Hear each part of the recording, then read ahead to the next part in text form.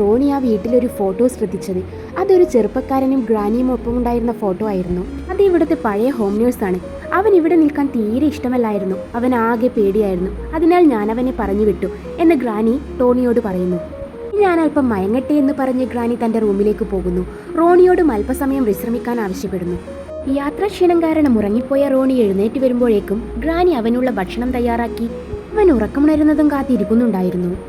ഇവിടെ 8 മണി മുതൽ 1 മണിക്കൂർ പവർ കട്ടാണെന്നും അതിനാൽ തന്റെ കുളിയും ഭക്ഷണവും ഒക്കെ പലപ്പോഴും ഇരുട്ടിലായിരിക്കുമെന്നും ഗ്രാനി അവനോട് പറയുന്നു. എന്നാൽ വേഷമോ ഒന്നും മാറ്റാതിരുന്ന ഗ്രാനിയെ കണ്ടപ്പോൾ ഗ്രാനി അപ്പറഞ്ഞ കാര്യങ്ങളൊക്കെ കള്ളത്തരമാണെന്ന് റോണിക്ക് മനസ്സിലാകുന്നുണ്ട്. തനിക്കിവിടെ വേറെ പണിയൊന്നുമില്ലല്ലോ, അതിനാൽ നാളെ മുതൽ ഞാൻ ഭക്ഷണം ഉണ്ടാക്കിക്കൊള്ളാമെന്ന് റോണി ഗ്രാനിയോട് പറയുന്നുണ്ട്. എന്നാൽ അത് കേട്ടതും ഗ്രാനിയുടെ മുഖമാകെ മാറി. ഇതൊക്കെ ഞാൻ തന്നെ ചെയ്തോളും, എന്റെ കാര്യത്തിൽ ആരും ഇടപെടരുതെന്ന് ഗ്രാനി റോണിയോട് പറഞ്ഞു. ഗ്രാനിയുടെ പെട്ടെന്നുള്ള ആ ഭാവമാറ്റം റോണിയിൽ വളരെയേറെ ഭയമുണ്ടാക്കിയിരുന്നു. അതിനാൽ തന്നെ തന്റെ മുന്നിലിരിക്കുന്ന ഒരു സ്ത്രീ സാധാരണ സ്ത്രീയല്ലെന്ന് റോണിക്ക് സംശയമുണ്ടായി.